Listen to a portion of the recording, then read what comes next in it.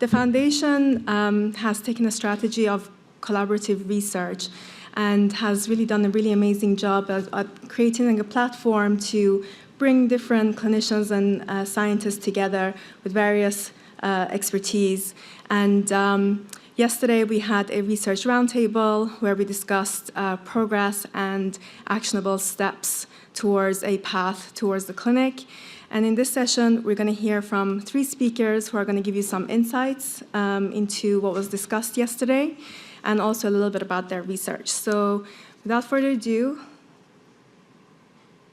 yes, I would like to introduce Pangkong back on the stage. And her talk is going to be Building a Collaborative Research Network.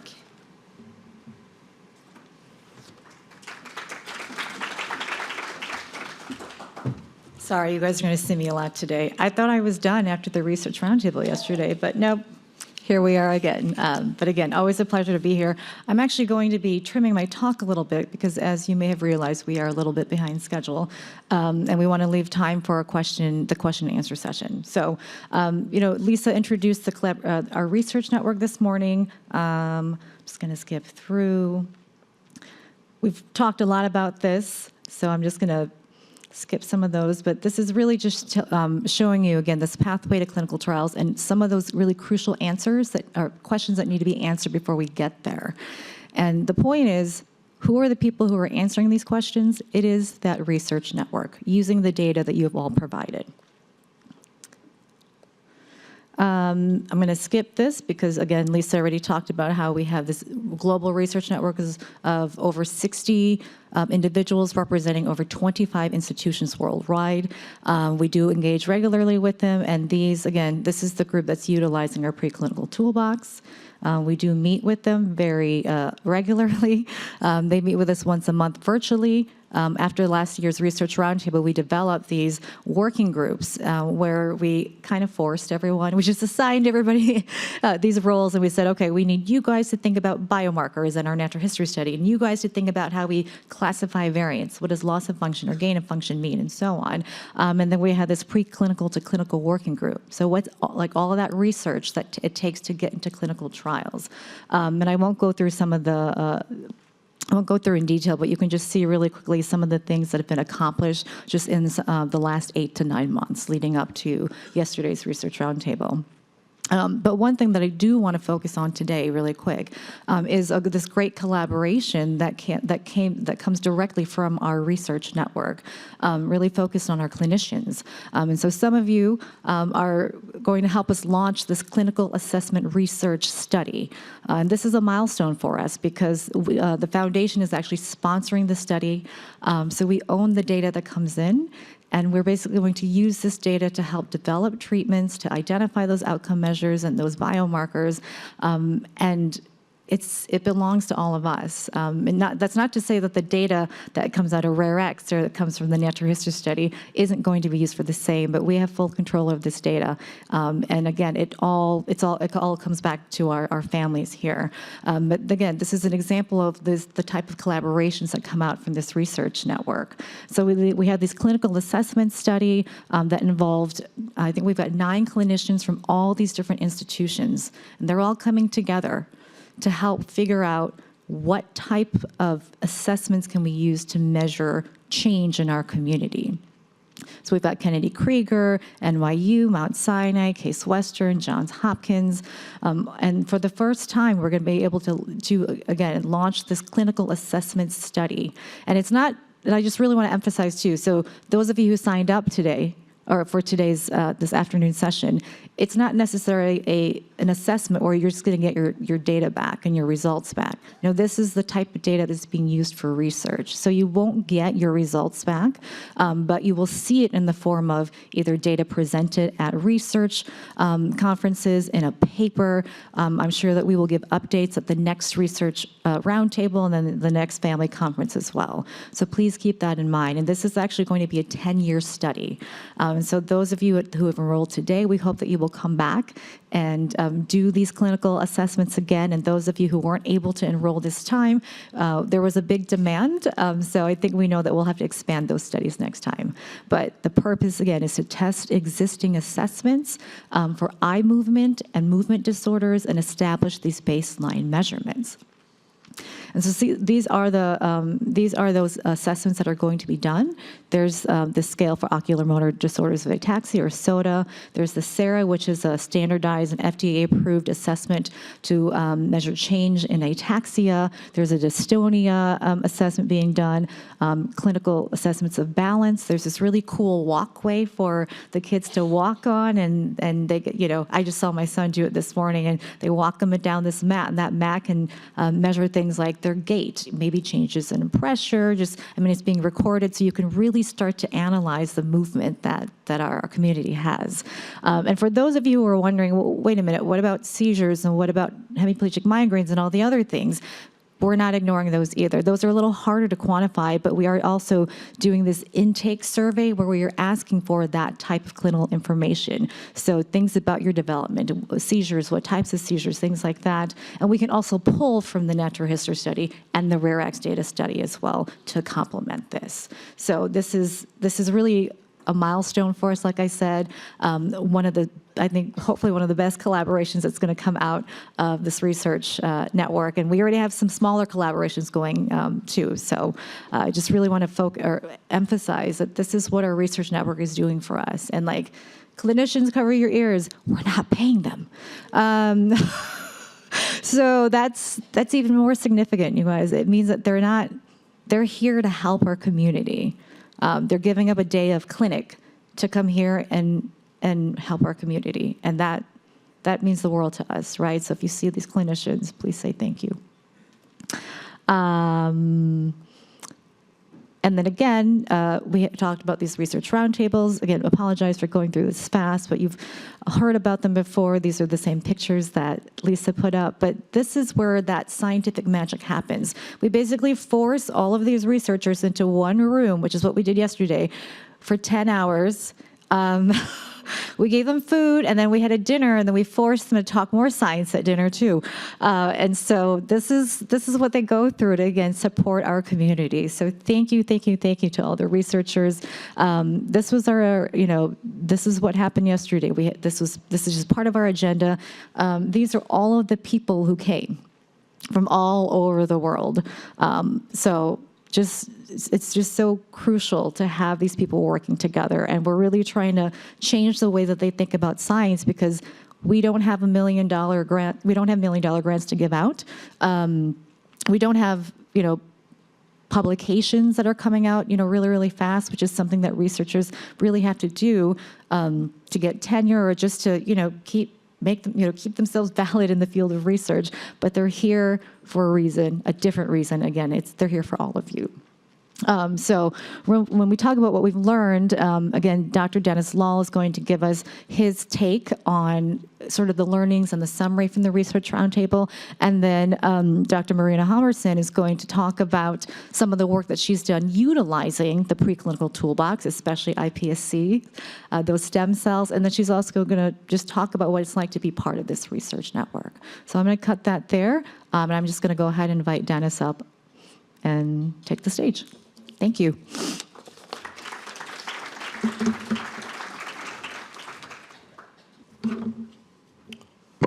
Yeah. So, hello everyone, and please give me a red card, right? So when I talk too lot, I'm a person who talks too much. So just maybe a brief introduction to who I am, just to give some perspective of how I see things. So. I'm a scientist who cannot do anything, but can do many things a little bit. So, and this is quite interesting, because I can then observe a little bit what's happening on the molecular side, what's happening on the clinical side, and also to the type of research I do. I'm involved in a lot of organizations like with the Cagna 1A Foundation. So I observe also what's happening in other organizations. And I would say I have a fairly good overview what's happening in precision medicine, and also as a director of a clinical genetic program in Houston, where I have genetic counselors in my team. I'm mentoring many neurologists and residents. I also have a fairly good overview of how research could translate into clinic and what challenges are there. And there are many challenges, but there's also many opportunities. So before I start, I would really want to emphasize that everyone who wants to become a little nerd and just wants to play a little bit about, with some researchy data, the easiest way is you go to this website, and this is really supported by the foundation, that you can, click on some buttons, and I'm 100% sure that the foundation and around Pangkong, Sunita and Lisa can help you also understand certain things or just reach out to us directly. And this is, again, like a prototype. This is supported by the foundation, by you, and where we have, you can see big numbers, right? Almost 800 people's genetic data in. So in terms of what we can collect, in terms of what is somewhere reported in the world, is even bigger compared to what is in the ReContact database. So it's just basically a big community of people out with cognitive disorders, which we try to integrate in and learn from every patient. So, and it's really important. I'm somewhat a geneticist, and I feel very strong, and I think I have credibility in this to saying this. So every other scientist who's disagreeing with me can come on. So that there are literally hundreds of thousands of patients with cognitive 1A on this planet, right? It's just a matter of identifying individuals through genetic testing, and those who receive genetic testing, that they find a way to connect with the organization.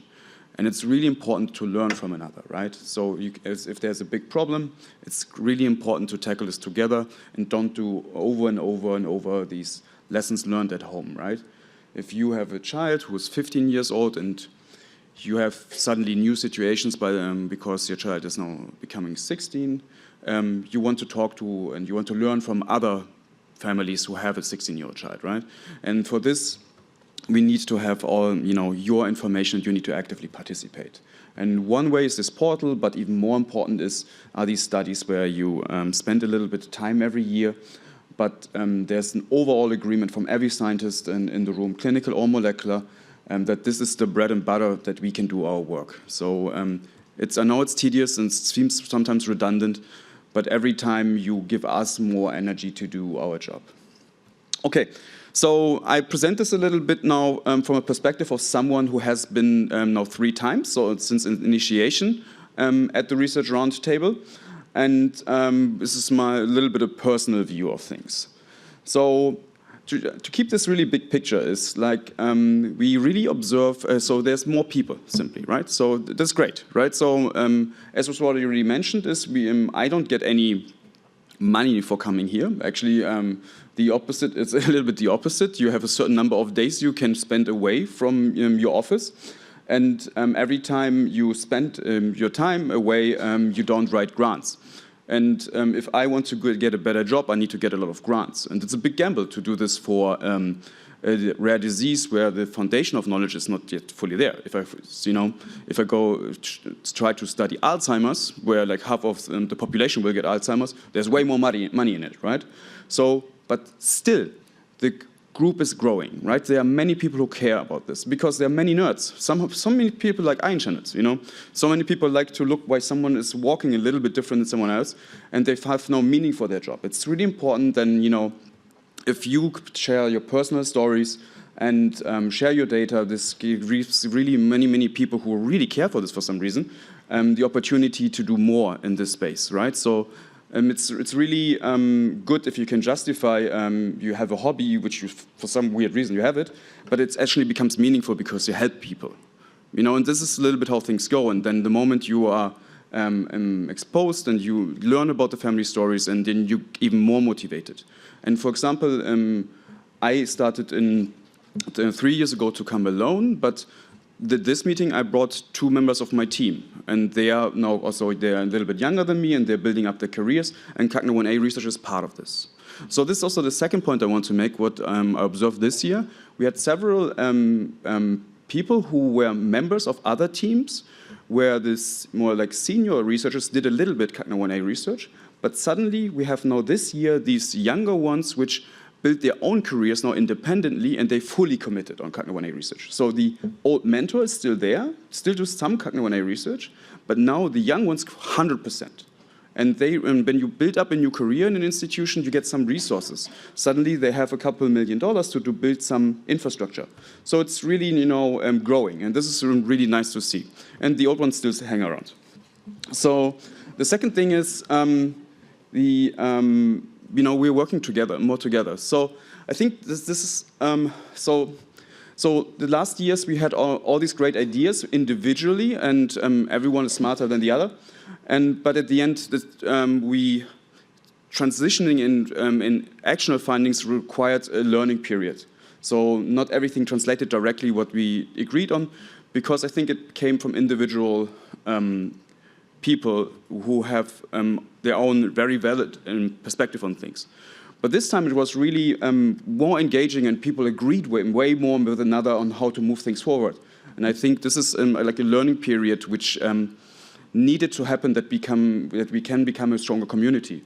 And the most extreme example of this is that yesterday was lunchtime, and people didn't went to lunch directly because they wanted to talk more. And this is really unusual. So it's really, I mean this in an honest way. I think there's this phase 0, which was also surprising maybe for many. It needs to happen because it's so new. The organization is just 4 years old, and everyone comes from different places on the planet, and they already have some perspectives and programs. But now it's coming together. So it's really positive. Okay, so yesterday, so more concrete, we discussed a couple examples from other diseases where there were really great success stories. So, and these are other rare diseases, and we had experts from these disorders there, which managed really to get drugs approved, and we were discussing then, hey, how can we apply this for Cognitive? So, and I think the overarching, tone was that there are routes moving forward, and we discussed several of those. So we also, learned that there are more mouse models and other types of laboratory tools now out, and we can learn some more details on how the disorders work. And this is also like really progress. So I think in the past, people have already done some work, and they basically presented. But this year, it was presented basically because we saw the year before what we decided to build as a community, and some took it on in their labs, and this year they provided it and brought new insight in. And the more we have of these tools, the more easy we can move towards therapy development. And there we discussed then also these tools in alignment with strategies, and this was also new. Before they were just the tools, but now I think everyone, because we're going to these research meetings, we have the bigger picture in our head, and we also know what different people do, and this is particularly happening to the monthly meetings which we have been started and with different expert groups. So we're becoming all a little bit more integrated and pushing towards a greater goal. And we have now more and more tools, which is really, really great. So also, the natural history study is growing. Then in the last year, there was also then the collection from everything what has ever been published. And there's a lot published in Cognitive, which is to a degree that it's overwhelming, but it has been now to a good degree organized.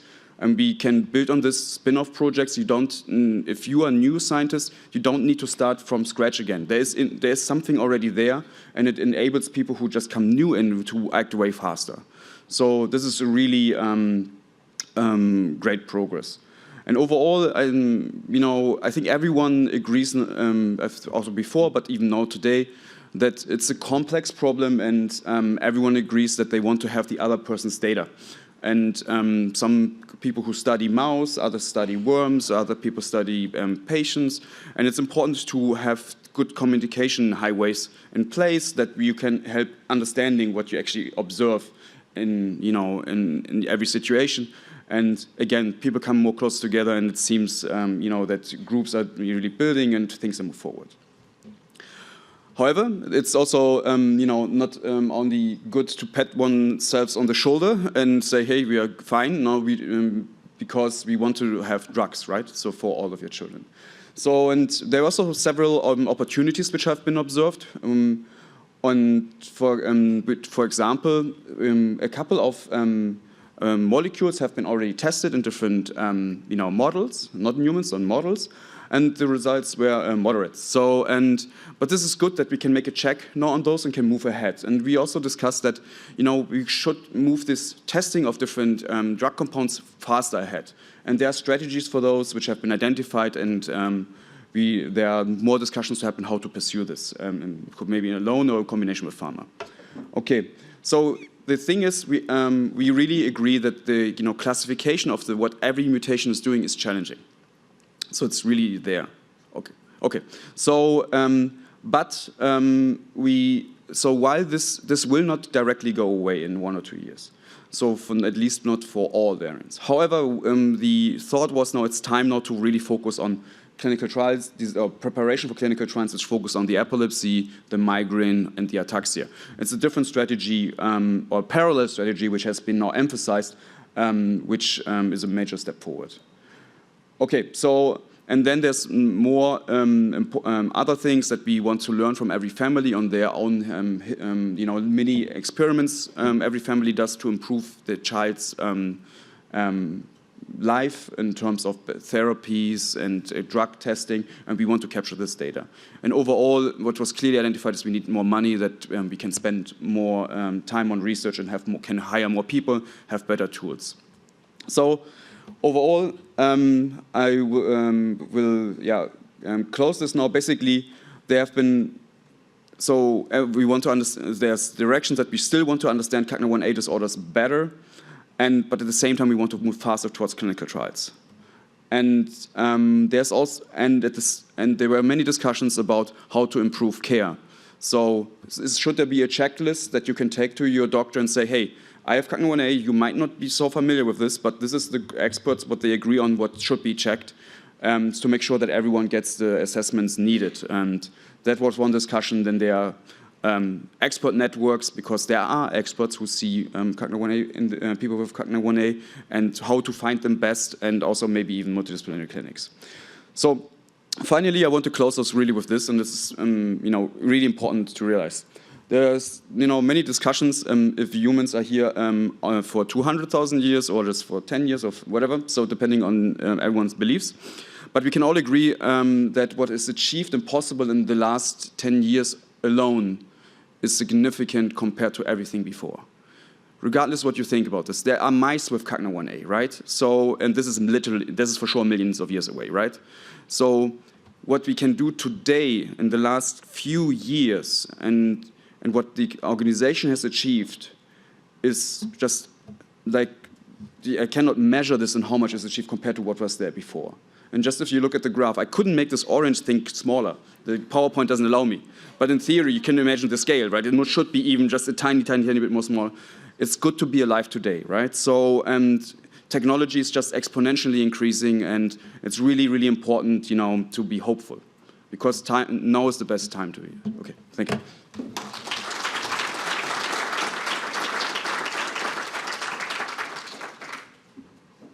Thank you, Dennis, for that wonderful overview. Next up, we have Marina Hommersom, who is a postdoctoral researcher at the Donders Institute for Brain, Cognition and Behavior in the Netherlands. So the research network is international, it's very wide, and she's going to be telling us today about some of the work that she's doing on iPSCs, or induced pluripotent stem cells, which is tissue that is derived from the patient samples that you guys donate.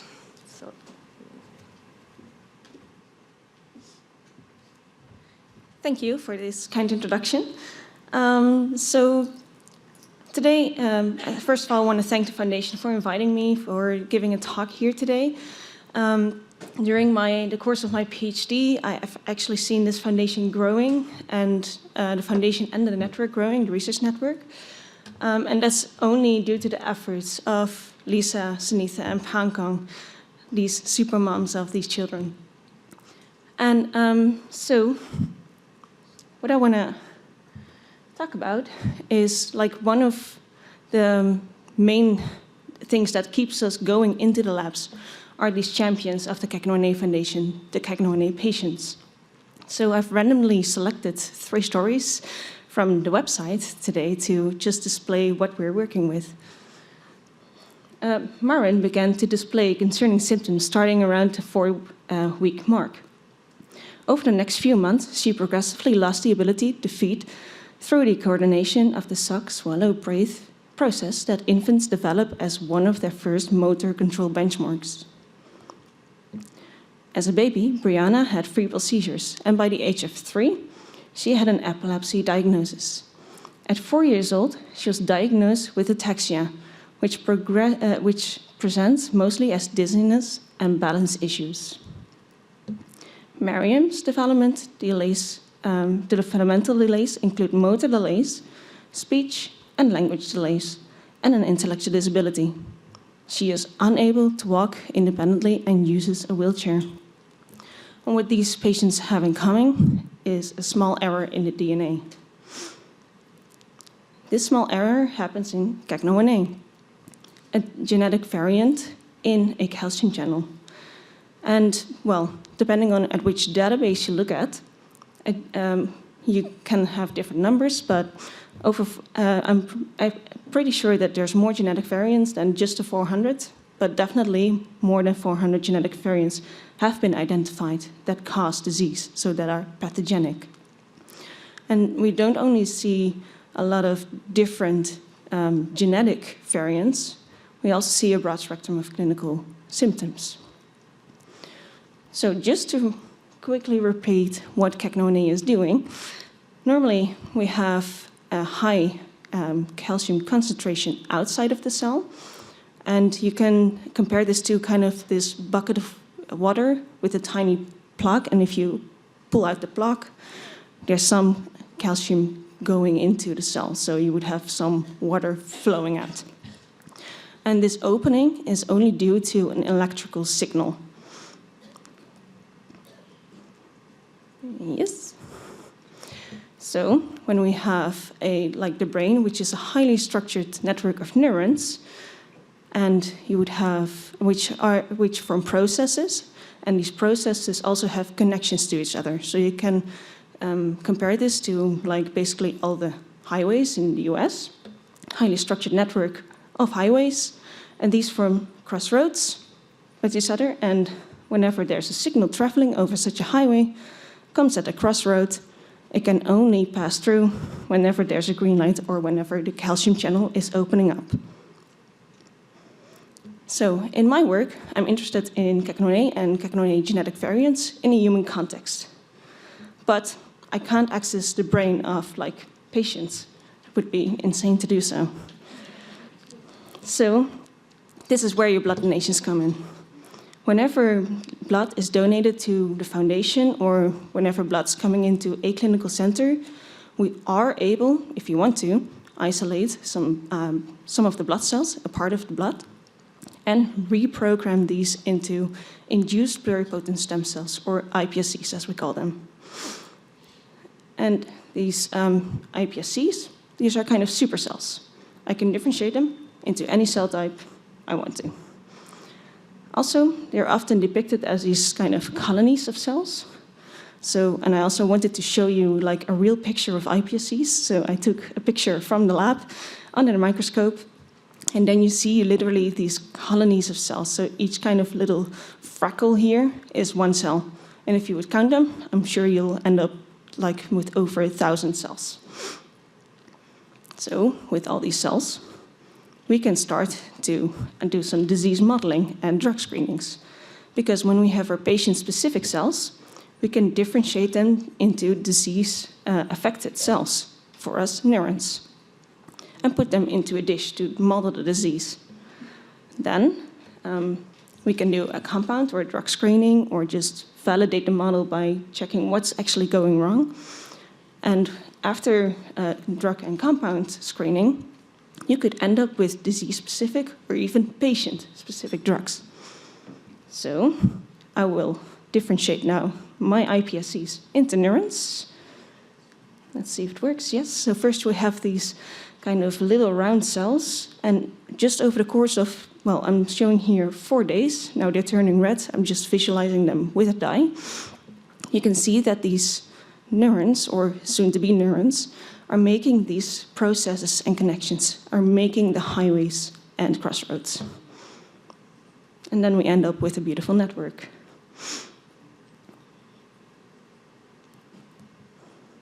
So if we would zoom in into a differentiated cell after a few weeks, you would see that from a single cell, more highways and, well, connections are actually popping up. But if we would zoom out, you can actually appreciate how such a network is really looking like. We see here just now only all these highways, not even the crossroads, so to say. So the connections, you can also visualize them, and it's highly structured. So then we can look into how these highways and crossroads are actually used. So what is the network communication, so to say? And this is very nicely depicted by my colleagues. So we see often that a network actually is in perfect balance. They communicate in synchrony. And whenever there's disruption in a highway or a crossroads, or for example, that the traffic lights are not working properly, then the network will actually be disrupted in any way. And we can measure this, measure this communication with electrodes, so depicted by this black circles on the top of on the faces of my colleagues. And these electrodes then sense when activity is happening, how long it happens, and how often. So capturing communication is done with microelectrode arrays. This is just one assay with which we can identify what is happening with our iPSC-derived neurons. Microelectrode arrays are these kind of plates, certain dishes with electrodes at the bottom, and we can grow the neurons around these electrodes. And then we can just start to look at their communication. So you would see when they are communicating, how long the communication is, and we see this perfect synchrony. There is our network in perfect balance. I'll wait a little bit for the second synchrony wave. When we would block CACNO1A, so now we go from the 100% functional CACNO1A to 0%. So that's like a worst case scenario. And this is done with a toxin, so it does not resemble patients at all. Then we see actually that this whole network is disrupted. We don't see any synchrony, there's just individual signals. So we actually disrupted all the kind of crossroads. And I can assure you all that whenever there's just like one copy missing, or if there's a genetic variant in just one copy of CACNO1A, the network synchrony does not look anything like this. It's not disrupted as such. It's way more subtle. And if you want to know anything more about it, I think there's a poster somewhere of me. You can come and talk to me. Perfect. You can come and talk to me, and I'll explain everything about like how communication looks like when you just have one copy missing. So a little bit about like how I got here and the support from the foundation and from the research network. Well, my work would not be possible without the induced pluripotent stem cells.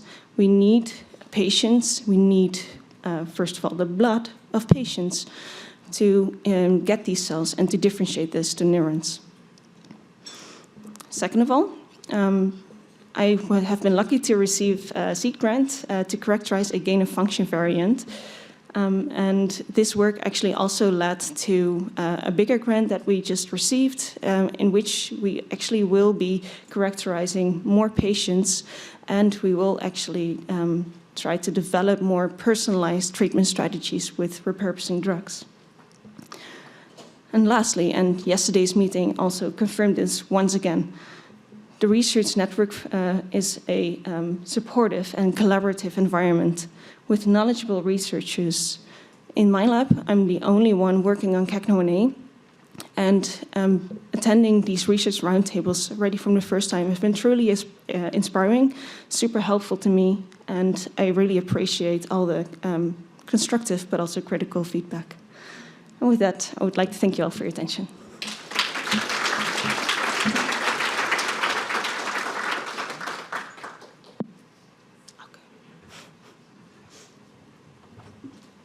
Okay, thank you, Marina. That was a really great talk on a very complicated subject.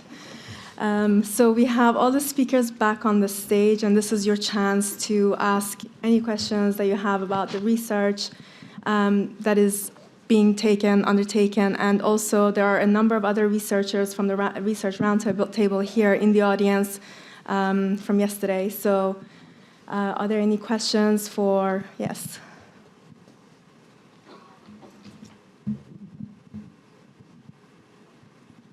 Hi, I'm Lorenzo from Italy. Sorry for my bad English. So, for my understanding, you work in the Netherlands, and maybe you're from Germany? Or? Work in the US. Yeah, okay, I got it.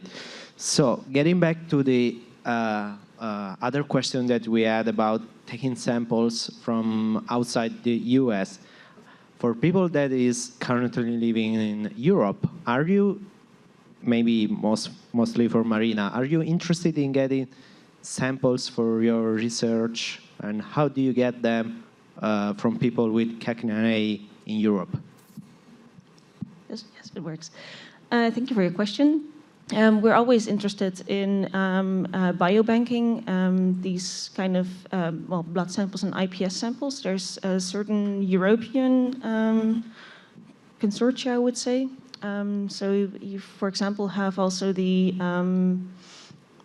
I think it's the UK Biobank, there's one, and there's also a European one. It's called EBISC, I think.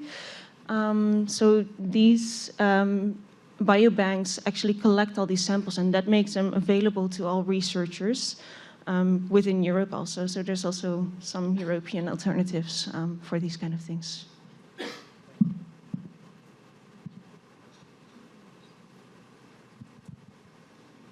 Are there any other questions about the research that was presented, or any of the researchers in? Hold up. We can't. Oh, sorry. One of our scientific advisors is in the UK, and he runs a biobank, and so we can work this out. Okay.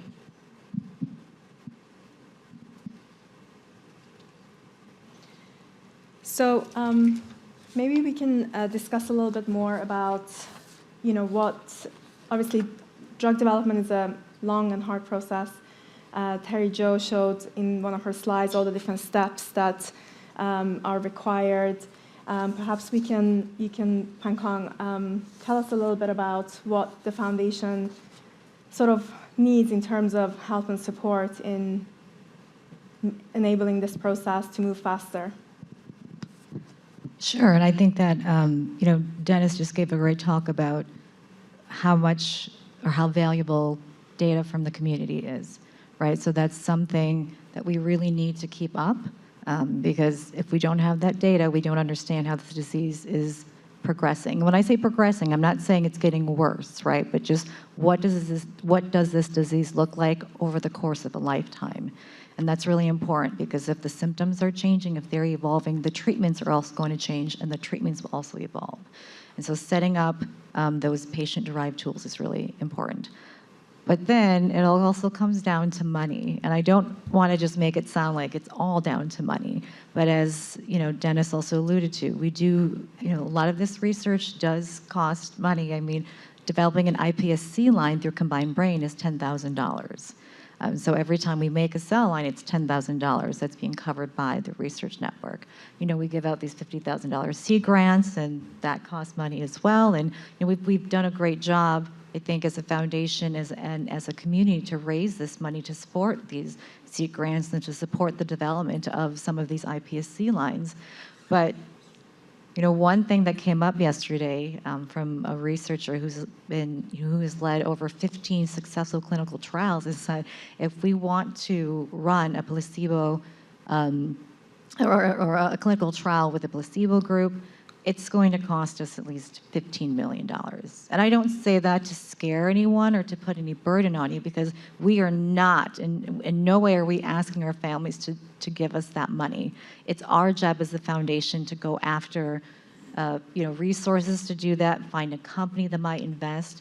But I think it's really important for the community to understand that, that the science, I think, we used to think that the science wouldn't, or that it was the science that was behind, right? And that it was just the science waiting to catch up. But we are in an age, as Dennis said, right? We are in a great time where, the protocols, right? Getting something into the brain, it's getting safer, it's getting more efficient. I mean, we're in a time where something's going to happen. It's going to happen in our lifetime, but it's going to cost money.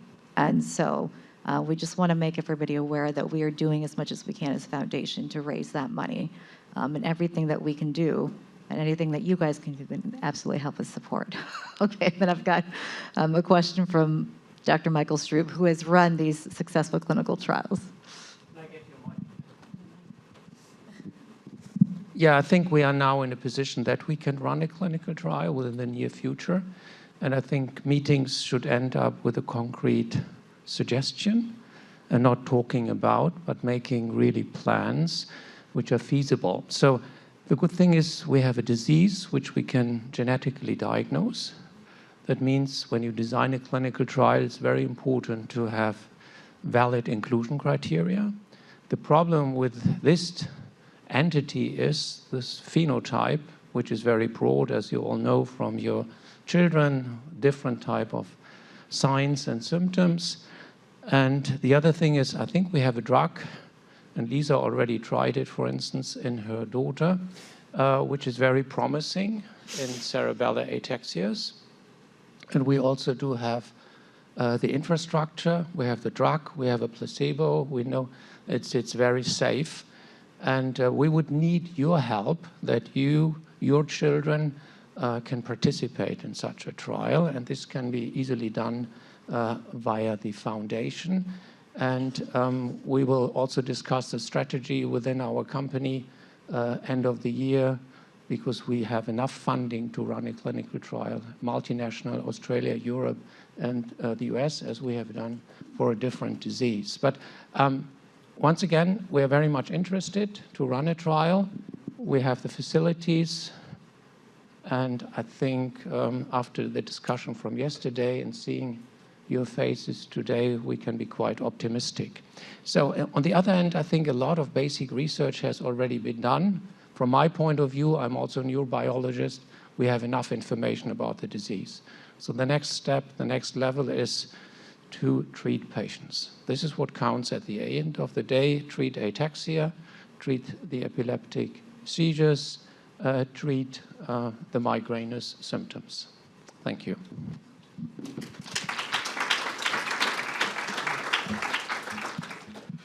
I just wanted to give the parent perspective. So I don't have $15 million, unfortunately. I'm a general pediatrician part-time. And I don't have a lot of time either. Like, my daughter takes a lot of time. She's pretty much one-on-one. I have other kids. It's hard. I'm tired. But I want to do something. And I was thinking about our foundation and how there's a lot of other foundations around that do support families and raise awareness. And that's great. Like, those are really important. But I am so glad that we have a foundation that is number one, advancing research. And the parents in the room are the only ones that can do that. I mean, we need the researchers, but we have the researchers. But the parents need to find the grit in themselves, which is hard when you're up all night with your child. You have ADHD like me. You get distracted. They're just more and more and more research studies. And I get that feeling as a parent of just feeling like, how can I keep up with all of this? But we have to. We just really, really, really have to do every single one of these studies. And they keep coming out, and it gets overwhelming. And I would just say that I want to help you. So if you're like, I don't even know where to start. I get overwhelmed. I need a deadline. I need someone to check in with me. I actually am really bad at computers personally, so I always have to ask Sunitha every study, like, I don't get the login, like I can't figure it out, and she helps me. So like reach out to me and we'll help you complete the studies if you want to tell me like why you're not doing it. Like the natural history study is scary to you. You don't understand the consent. You don't understand the platform. Whatever it is, talk to me, talk to any of the board members, reach out to us later. But if we can even work on it this weekend, like you're here, like talk to me, I'll teach you how to get set up. Because we don't have the money, but we have the ability to enroll. And that's the two things we need. We need patience and we need money. The natural history studies is at 99 right now, and we really need to get to what? 500. Okay. And sometimes you feel like, well, I'm just one person, you know, like one person's huge. Like if we can get to 110 and then 120, it would be really awesome.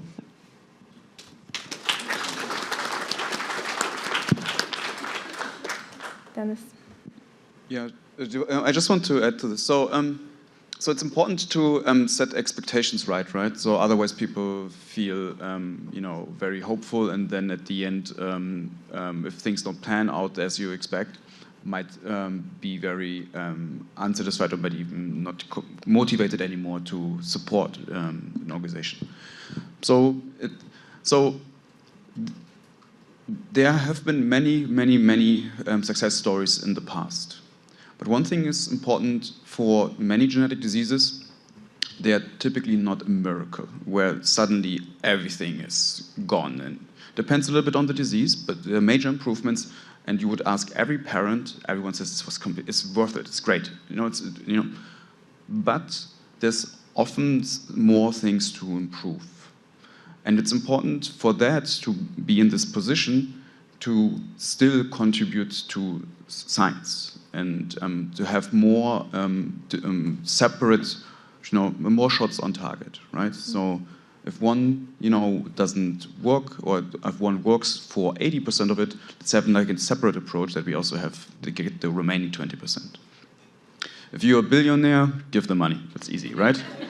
So, you live great, right? So just give 999 million, right? But for everyone else, it's important. Supporting the organization is great, but if you feel that you are unable to do it, and because it's very, costly to take for a rare disease child, right?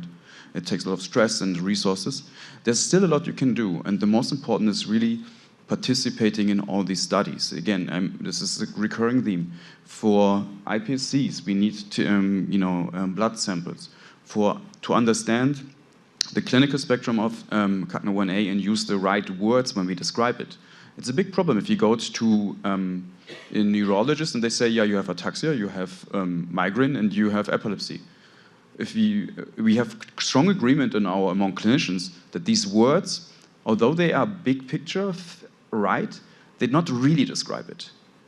There's always a CACNA1A version of it, and we need to really drill this down, and we can only do this if we study your children. And it's really, so one way to participate is really try to enroll in these natural history studies or these examinations or else. But this can also be challenging. It's not always easy to bring a child, and also getting access to the medical records is challenging. It's also not for everyone. However, what you can do is talk about the disease, use a hashtag when you tweet about something, or talk to other rare disease families, participate in the Facebook groups in the organization. And everyone has some skill, right? So is it, even if you just say, hey, I don't understand this, what's here written on the website, can this be communicated better? Or for me, and I think this does not really apply for my community. This might be not only true for some people. I think just giving feedback or contributing on this level is also a major step forward.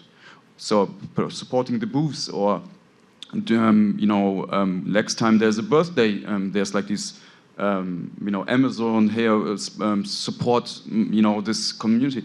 These many small things, they add up big time. So, and what else is important? When it comes to if you to develop a drug, it's you know, people who develop drugs want to make money, and the more patients you have, the more you can justify an investment in developing a drug. So the bigger this community is here and presents it online, the more easy a drug company can use these kind of new therapies, which you can do generically. And again, there is one database where all the genetic test results go in from companies. Everyone in the US needs to upload it to this. And CACNA1A is clearly number one among the neurodevelopmental disorders with the most mutations. But we still struggle a little bit to say which one of these mutations is actually the reason why the person is ill. Is it just random, or is that the cause? And we can better understand this the more patients we have, and we can look at them and we understand the key characteristics. But CACNA1A has actually the really, really, really great opportunity to be the number one disease on the list, because you have the most patients with a very huge ion channel, and this has a strong factor how many patients there are. And it's just getting organized and showing the world that it's not 99 people in the registry, it's actually 500, 600 people, and this requires then these extra efforts. And just because for people it's probably not known, but this is, if you crack the 500 mark, you're in the top 5% of rare diseases in terms of numbers of people. If you crack the 1,000 mark, you're on the really 1% of rare diseases. And there are thousands of biotech companies which can develop these new technologies where they just need to figure out which disease they want to test it on. So it's really in the numbers. So it's the billionaire or the numbers. It's easy as this. And the numbers, it's not only just not only there are people, but also the better we understand who they are and what the version of the disease there is. So, and I think the second part, everyone can contribute to. You don't need to be rich for that. So, yeah. That's right. Lots of reasons to be hopeful, and the road to the clinic. There's a clear roadmap. There's infrastructure in place, and we just need to do the work to identify candidate drugs, to have multiple shots on goal, and drive the work forward. So, lots of reasons to be hopeful, and your participation is obviously key to all of this.